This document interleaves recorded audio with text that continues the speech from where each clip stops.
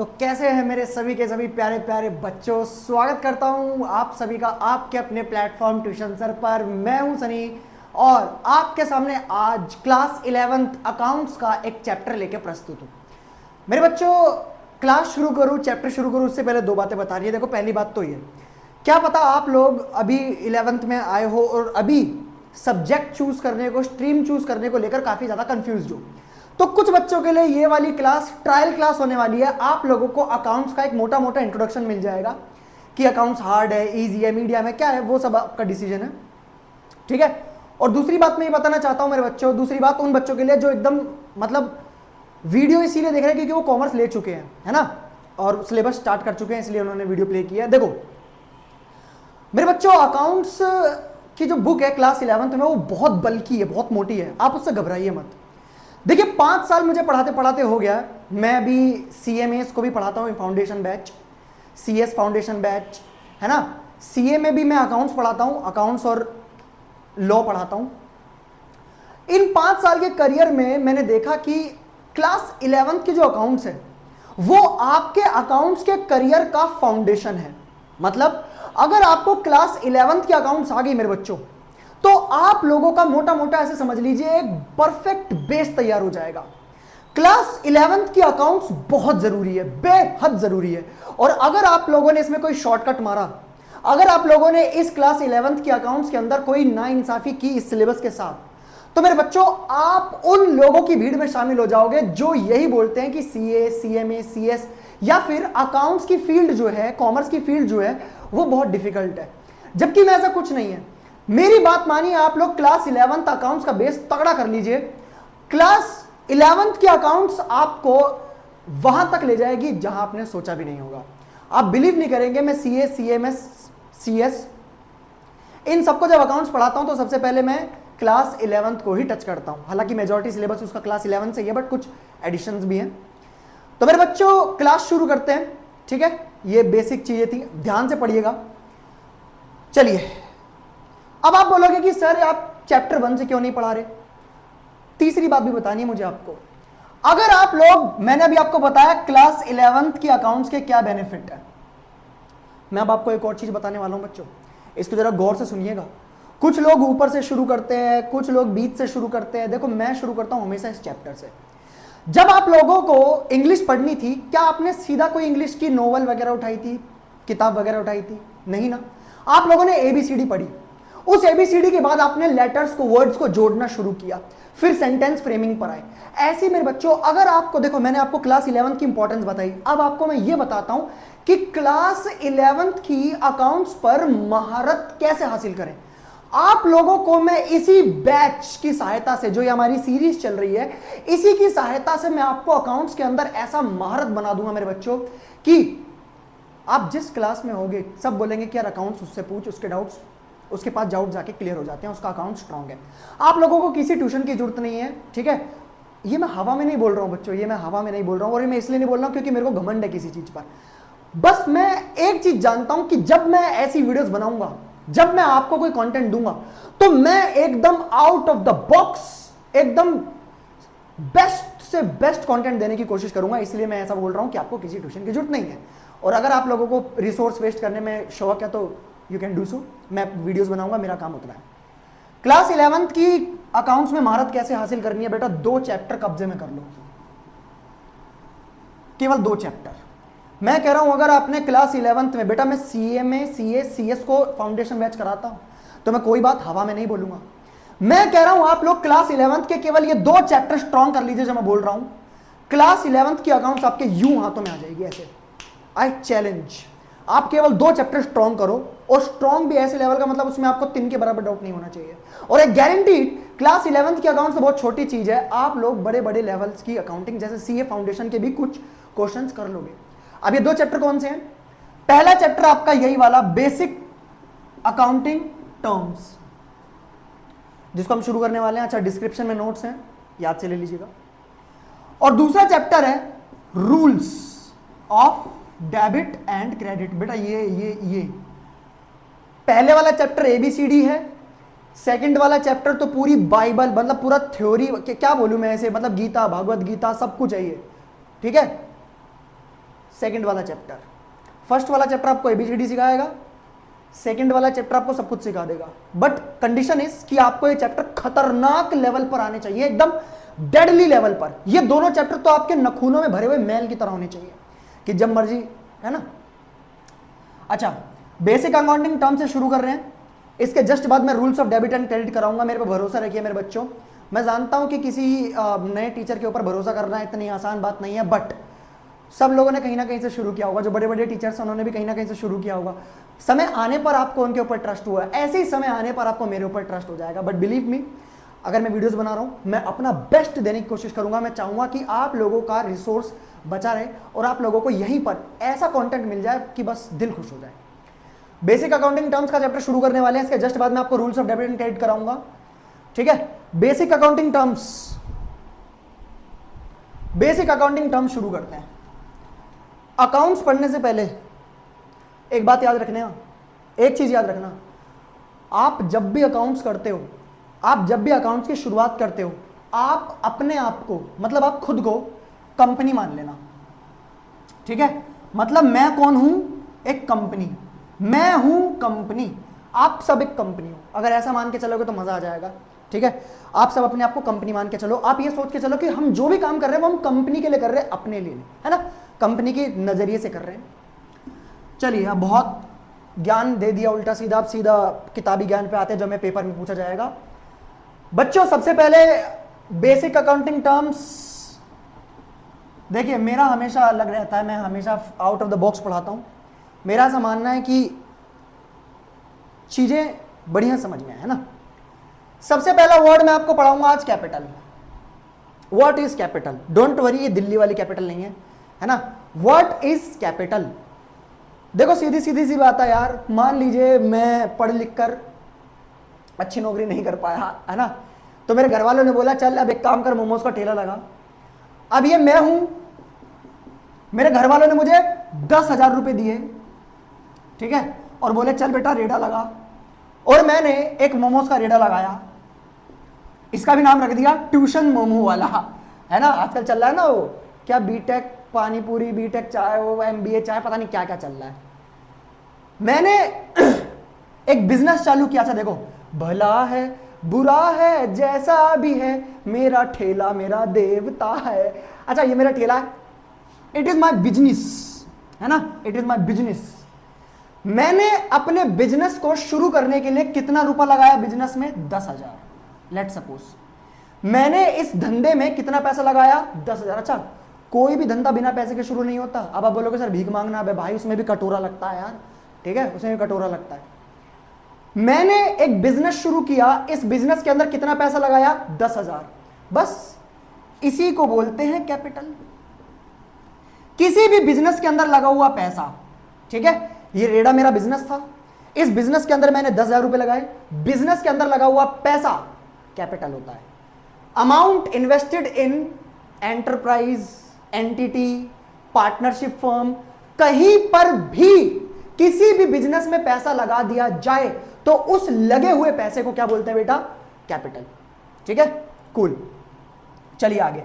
अच्छा सर, क्या कैपिटल हमेशा कैश फॉर्मेट में ही आएगी? क्या कैपिटल हमेशा कैश में ही होगी? नहीं बेटा। फॉर एग्जाम्पल भीख मांगने का धंधा है ना, भीख मांगने में पैसा नहीं, कटोरा लगता है ना। कटोरा, कटोरा एक सामान है, एक वस्तु है ना।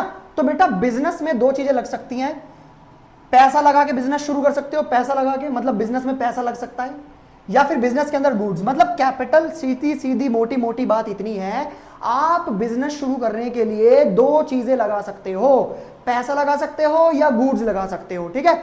यानी कि कैपिटल दो तरीके से लग सकती है, गुड्स और मनी के फॉर्मेट में। आप लोग एक बात और ध्यान रखना, कैपिटल को नेटवर्थ के नाम से भी जानते हैं, ठीक है। नेटवर्थ कहते हैं ना, उनकी नेटवर्थ इतनी है, रिलायंस की नेटवर्थ इतनी है, टाटा की नेटवर्थ इतनी है। तो नेटवर्थ कुछ नहीं है, नेटवर्थ कैपिटल है, मतलब उस धंधे के अंदर, उस बिजनेस के अंदर, उस व्यवसाय के अंदर कितना पैसा लगा है, ठीक है। चलिए कैपिटल हो गया। Next drawings. सर ये तो मेरी बहुत अच्छी है, ओके अच्छी है तो बांट दो फिर पन्ने को।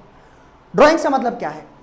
मान लीजिए मेरा धंधा बहुत बढ़िया चल रहा है, एकदम टकाटक टंच चल रहा है, ठीक है, अपना बिजनेस दिन दुगनी रात चौगनी तरक्की कर रहा है। मेरे बिजनेस के ठेले पे सारे के सारे फूड ब्लॉगर्स आ रहे हैं और वही हरकत कर रहे हैं, ओए होए होए होए, ओ हो, आ हा, क्या बात है, ओ हो। ठीक है, अमूल मक्खन। तो आपको पता ही है भाई, मेरे को बहुत गुस्सा आता है ये फूड ब्लॉगर्स के ऊपर जब ऐसी हरकत करते हैं ना, टटपूंजियों वाली। सीक्रेट मसाला, पता नहीं कौन सा सीक्रेट मसाला, कहां से निकालते हैं सीक्रेट मसाला, खुजा के निकालते हो, हद है यार। मान लीजिए अपना बिजनेस बढ़िया तरक्की कर रहा है, ठीक है, मान लीजिए आज है बुधवार, वेडनेसडे, और आज है करवा चौथ। ठीक है, करवा चौथ।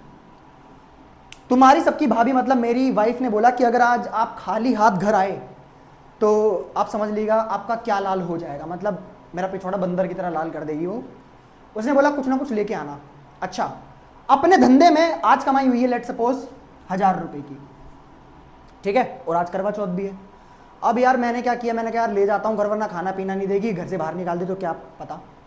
मैंने बिजनेस में से 500 रुपए निकाल लिए। मैंने बिजनेस में से, अच्छा कितने की कमाई हुई थी 1000, उसमें से मैंने कितने निकाल लिए 500। ये 500 रुपए का मैं उसे गिफ्ट दे दूंगा। ठीक है, तुम्हारी भाभी को क्या दे दूंगा, गिफ्ट। अच्छा एक बात बताओ, जो मेरी वाइफ है क्या उसका बिजनेस से कोई लेना देना है? बताओ, जो मेरी वाइफ है क्या उसका मेरे धंधे से कोई लेना देना है? नहीं। मेरी वाइफ मेरा पर्सनल मैटर है। कैसा मैटर है? Personal matter. तो मेरे बच्चों, अगर मैं अपने बिजनेस में से पैसा निकाल लूं, और पैसा भी किसके लिए निकालूं? अपने पर्सनल यूज के लिए। पर्सनल, मेरी वाइफ मेरी पर्सनल यूज है, और मतलब मेरा पर्सनल मैटर है, ठीक है, वो मेरे धंधे से रिलेटेड नहीं है, मेरे बिजनेस से रिलेटेड नहीं है। तो मेरे बच्चों, ऐसा पैसा जो मैंने बिजनेस में से निकाला है, और बिजनेस में से भी किस पर्पस के लिए? पर्सनल यूज के लिए। पर्सनल, जो मेरे बिजनेस से जुड़ा हुआ नहीं है, उसे ही हम नाम देते हैं ड्रॉइंग्स। क्या नाम देते हैं बेटा? ड्रॉइंग्स। याद रहेगा? ऐसा अमाउंट, अच्छा गुड्स की बात करूंगा, ऐसा अमाउंट जो मैंने विड्रॉ का मतलब होता है निकालना, ऐसा अमाउंट जो मैंने निकाल लिया, और निकाला भी किसके लिए बेटा? इस वर्ड को जरा ध्यान रखना प्लीज, अगर ये वर्ड नहीं लिखोगे ना तो नंबर नहीं मिलेंगे। पर्सनल यूज, मैंने अपने बिजनेस में से पैसा निकाला, और वो भी किसके लिए? पर्सनल यूज के लिए। ठीक है, इट इज कॉल्ड ड्रॉइंग्स। ठीक है, it is called drawings. Sir क्या ड्रॉइंग्स सिर्फ पैसों की हो सकती है? नहीं बेटा। मान लो मेरी बेटी है, मेरी बेटी ठेले पे आ गई, बोलती है पापा पापा मोमोज दो। अब मोमोज मैंने उसे भी दिए। अच्छा एक बात बताओ, मेरी बेटी ने क्या मुझे पैसे दिए होंगे? ना, फ्री में। अब मैंने धंधे में से पैसा नहीं निकाला, अब मैंने धंधे में से सामान निकाला है, सामान निकाला है, सामान। या चलो छोड़ो, मान लो मेरी रेडी पे नमक पड़ा है, घर से कॉल आया, मेरी बीवी बोलती है कि नमक लेके आना, घर में नमक खत्म हो गया है ना। अब मैंने बोला यार नमक लेने जाऊंगा तो लेट हो जाऊंगा। मैंने क्या किया, जो मेरी दुकान पे नमक पड़ा था मैं वही घर ले गया, मैं वही घर ले गया। अब एक बात बताओ, मैं घर लेके गया हूं, मेरा घर फिर से मेरा पर्सनल यूज है, लेकिन मैंने बिजनेस में से तो कुछ निकाला, लेकिन इस बार मैंने पैसे नहीं निकाले, इस बार मैंने नमक निकाला। और नमक एक गुड है। गुड्स बेटा याद रखना, गुड्स, आप लोग अगर कंफ्यूज हो रहे हैं तो गुड्स का मतलब होता है सामान, कोई भी सामान है ना, कोई भी सामान गुड्स होता है। लेकिन इस बार मैंने क्या निकाला? गुड्स। तो बेटा ड्राइंग्स 3 तरीके से कर सकते हैं, या तो कोई सामान निकाल सकते हैं, जैसे कि मैंने नमक निकाल लिया, अपनी रेडी पे से नमक घर ले गया मैं, या फिर प्रॉफिट में से या कमाई में से पैसा निकालूंगा, या फिर एक तरीका और है, कैपिटल से ही पैसा लगा दिया। मैंने अपनी मोमोज की रेडी में कितना पैसा लगाया था? 10,000। शाम को मेरे मित्र का कॉल आया कि भाई 2,000 है। मैंने कहा यार ये तो बिजनेस के अंदर लगा दी मैंने कहा चल कोई नहीं देता हूं। मैंने उन्हीं 10,000 में से जो कैपिटल थी 2,000 निकाल लिए। यानी कि 3 तरीके से ड्राइंग्स की जा सकती है। कैपिटल का पैसा निकाल लो पर्सनल यूज के लिए, कोई सामान निकाल लो गुड्स पर्सनल यूज के लिए, या फिर प्रॉफिट का पैसा निकाल लो, कमाई का पैसा निकाल लो पर्सनल यूज के लिए। बट होना किसके लिए चाहिए बेटे? Personal use. ठीक है, चलिए अगला लाइबिलिटीज और एसेट। बेटा तुम्हें पूरी जिंदगी 2 ही चीज नचाएंगी ज्यादा। हमें पूरे अकाउंट्स के करियर में 2 चीजों का विशेष ध्यान रखना होता है, एक है लाइबिलिटी और दूसरी है एसेट। इनमें बहुत कंफ्यूजन होती है। चलिए लाइबिलिटी की बात करते हैं। What is liability? आपने एक शब्द सुना होगा कर्जा। कर्जा सुना होगा या फिर उधार सुना होगा, है ना? उधार या फिर कर्ज, लेकिन इसे हम लिख नहीं सकते, है ना? लायबिलिटी है क्या? लायबिलिटी एक ऐसा अमाउंट है, एक ऐसा पैसा है जो मेरे बिजनेस को किसी और को देना है।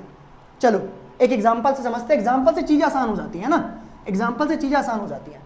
समझिएगा, मान लीजिए यही वो अपना मोमोज का रेडा, ट्यूशन मोमो वाला है ना, ये आपके सनी सर मतलब मैं, और ये है बेटा सब्जी वाला, लेट सपोज सब्जी वाला। अब मोमोज में सब्जी डलती है, कोई ये ना पूछो कि सर मोमोज के रेडीमेड सब्जी वाला कहां से आ गया। मान लीजिए ये सुबह सुबह आ गया मेरे पास, अब सुबह सुबह बोनी का टाइम है यार, इसने बोला सर ये पकड़ो अपनी सब्जियां, ठीक है, हिंदी थोड़ी देख लेना यार, थोड़ी मेरी ऐसी है ना, मैं इसको वेजिटेबल से लिख देता हूँ। इसने मुझे सब्जी दे दी, पत्ता गोभी, प्याज, जो भी डलता है मोमोज में। अब मैंने बोला यार पैसे तो है नहीं, कल ले जाइयो, कल ले जाइयो छोटू, चल चल चल हीरा बेटे कल लेके जाइयो, ठीक है। अब एक बात बताओ, क्या मेरे बिजनेस के ऊपर उधार नहीं हो गया? उधार हो गया ना, इस व्यक्ति का पैसा उधार हो गया है ना, उधार हो गया ना भाई। इस व्यक्ति ने मुझे सब्जियां दी और मैंने क्या बोला, पैसा कल लेके जाइए, तो ये उधार ही तो चढ़ गया। और ये उधार किसके ऊपर चढ़ा है? मेरी कंपनी के ऊपर। बस इट इज कॉल्ड लायबिलिटी। जब किसी कंपनी को कोई अमाउंट पे करना हो या फिर कोई उस पर कर्जा चढ़ गया हो, खत्म, इंग्लिश में लिख देना अमाउंट ओड या फिर पेबल बाय एंटिटी।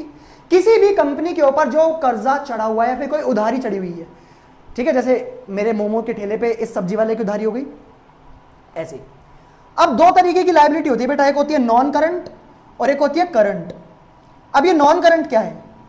मेरा सब्जी वाला बहुत अच्छा है, बहुत अच्छा व्यक्ति है, ये कह रहा है सर कोई बात नहीं 2-3 साल में आराम से पैसे दे देना। अच्छा 2-3 साल, it is called non current. एक ऐसा उधार का पैसा जो मैं 1 साल या उससे ज्यादा में दे सकता हूं, है ना। मेरा सब्जी वाला बहुत बढ़िया बंदा है, कह रहा सर कोई बात नहीं 2-3 साल बाद जब भी आपका ब्योत हो, आपका मतलब सिस्टम हो, तब दे देना। कितना प्यारा बंदा है ना। It is called non current. एक ऐसा कर्जा, एक ऐसा उधार जो 1 साल से ज्यादा में दे सकते हैं, है ना, चुका सकते हैं। अब सब्जी वाला एकदम हरामी बन गया, कह रहा सर 1 साल के अंदर अंदर अगर पैसे नहीं आए तो रेड़ा तोड़ दूंगा आपका। मैंने कहा तोड़ के हाथ लगा के देखा, मारूंगा बहुत, ठीक है, मैं अपनी नानी को बुला लूंगा, ठीक है। मैंने बोला हाथ लगा के दिखा, कह रहा सर हाथ नहीं लगाऊंगा, बस 1 साल के अंदर अंदर पैसा दो, 1 साल के अंदर अंदर पैसा दो। करंट, ठीक है, ऐसा उधार जो मुझे 1 साल के अंदर अंदर चुकाना है, ठीक है, 1 साल के अंदर अंदर मैं इस पैसे को चुकाऊंगा और it will be called current liability. 1 साल से ज्यादा चुका सकते हैं तो नॉन करंट, 1 साल के अंदर अंदर चुकाना है तो करंट।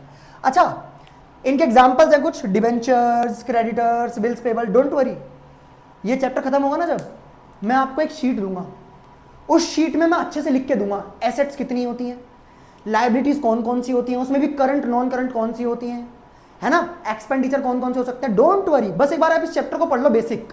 ये चैप्टर जैसे खत्म हो जाएगा, ये तो पार्ट 1 है, जैसे ये चैप्टर खत्म होगा इसके तुरंत बाद मैं आपको एक शीट दूंगा, उसमें लिखा होगा कि नॉन करंट कितनी होती है, करंट कितनी। आपका काम, आपका सिलेबस मैं आसान बनाऊंगा।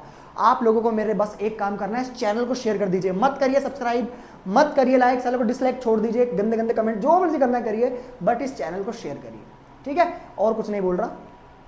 हाँ जी, आपको लायबिलिटी समझ में आई। एसेट, एसेट क्या है, व्हाट इज एसेट? अच्छा देखो, एसेट का मतलब समझना बहुत जरूरी है। एसेट का मतलब समझना बहुत जरूरी है बेटे। एसेट के 2 मतलब होते हैं। एसेट कोई भी ऐसी वस्तु जो मुझे प्रॉफिट कमा कर दे। क्या कमा कर दे? प्रॉफिट कमा कर दे, ठीक है। कोई भी ऐसी वस्तु जो मुझे प्रॉफिट कमा कर दे, एक इजी लैंग्वेज में, एक इजी वे में। फॉर एग्जाम्पल मैंने भैंस खरीदी, भैंस, मैं दूध निकालूंगा भैंस का, ये लो तुम भी दूध पियो थोड़ा सा ठन्नों में से, ठीक है। मैंने भैंस खरीदी, भैंस का दूध निकाला, उसे बेचा, उस दूध से मेरे को फायदा हुआ, तो भैंस मेरे लिए क्या हुई? एसेट, क्योंकि मुझे क्या कमा कर देगी? बिजनेस। मैंने गाड़ी ले ली, उसे ओला उबर में छोड़ दिया, अब वो गाड़ी मुझे पैसा कमा कर देगी, क्या होगी मेरे लिए? एसेट। तो एसेट का पहला मतलब बिल्कुल बेसिक में आप क्या समझो, ऐसी कोई भी वस्तु जो हमें क्या कमा कर देगी? Profit, it's called asset. लेकिन पेपर में ऐसा मत लिखना, पेपर में तुम ये लिखना बिजनेस की या फिर किसी एंटिटी की प्रॉपर्टी, किसी भी धंधे के पास, किसी भी बिजनेस के पास जो प्रॉपर्टी पड़ी हुई है, जो प्रॉपर्टी पड़ी हुई है, it is called asset. For example ये अपना मोमोज का रेडा है, अपन ने एक नई बाइक ले ली, ठीक है, और इस बाइक पे मैंने एक ड्राइवर को छोड़ा, मैंने कहा बोला चल बेटा डिलीवरी करके आ, दूर दूर तक मेरे मोमोज जाते हैं ना, दूर दूर तक मेरे मोमोज जाते हैं।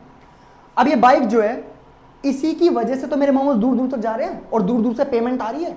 ये बाइक मेरी प्रॉपर्टी है, it will be called my asset. ये बाइक हमारे लिए क्या होगी? एसेट। ठीक है, एसेट के मैंने दो मतलब आपको बता दिए, पेपर में लिखना है जो और जो समझना है वो। नेक्स्ट, एसेट कितनी होती है? एसेट होती है दो, वही नॉन करंट और करंट। सर इसमें भी साल का फर्क आता है? नहीं बेटा, सबसे पहले आप नॉन करंट समझो।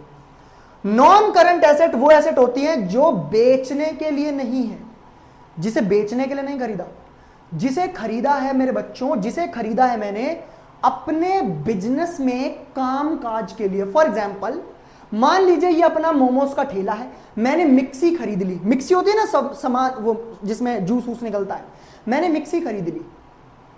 क्या ये मिक्सी मैंने बेचने के लिए खरीदी है? नहीं, मेरे काम को, मेरे बिजनेस ऑपरेशंस को इजी बनाने के लिए ली है।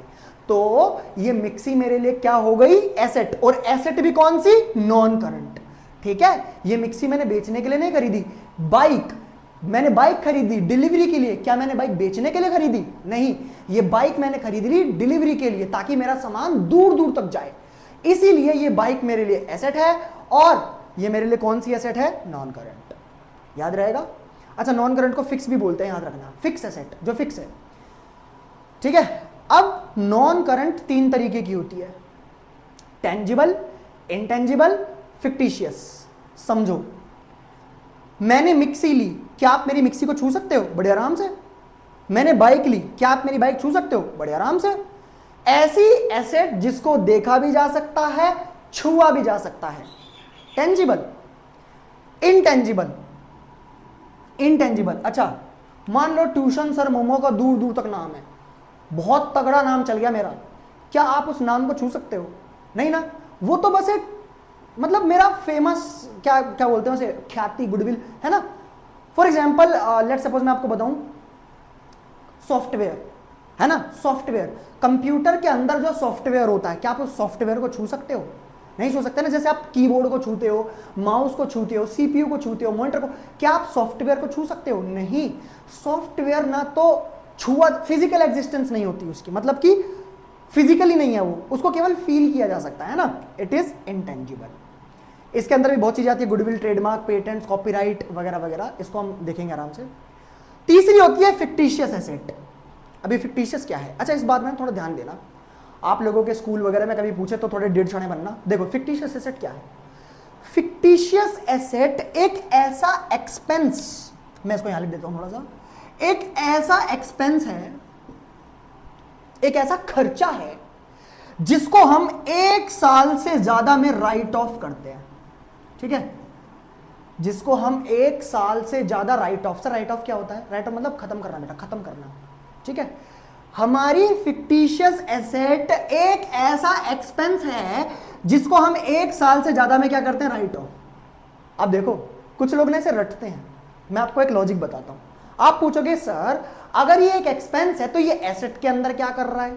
अगर फिक्टिशियस एसेट एक एक्सपेंस है तो ये एसेट में क्या कर रहा है? अच्छा याद रखना बेटे, फिक्टिशियस एसेट वो एसेट होती है जिससे हमें कुछ उम्मीद है, मुझे कुछ आशा है कि ये फ्यूचर में मुझे मदद करेगी, इसीलिए इसे एसेट में रखा है।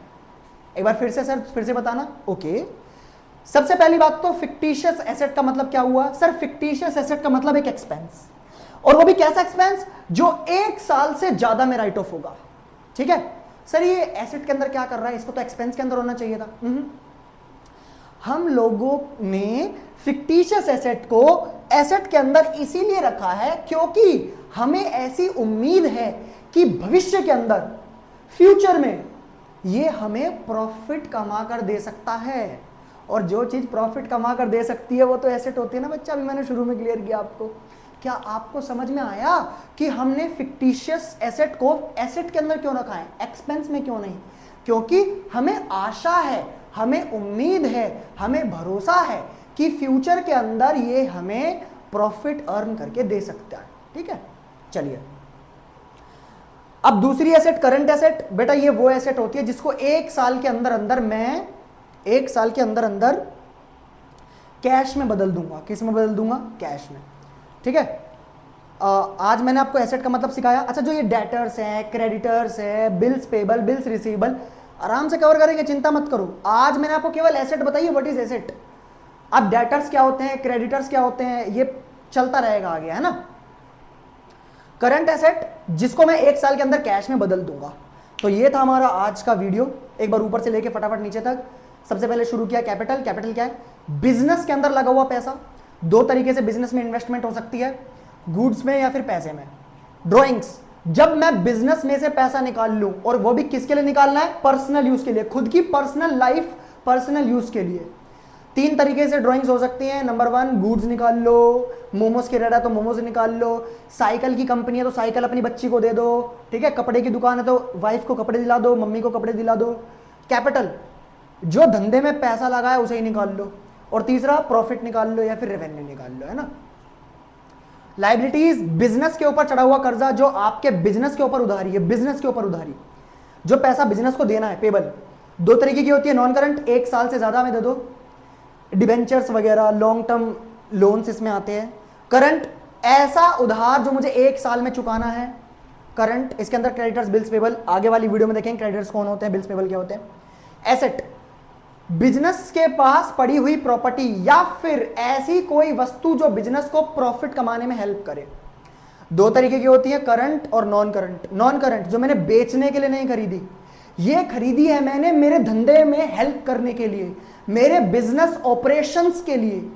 मेरा बिजनेस ऑपरेशन मोमो बनाना है, और मेरे बिजनेस ऑपरेशन में मिक्सी का काम क्या है कि वह मेरे बिजनेस ऑपरेशन में मेरी मदद करे।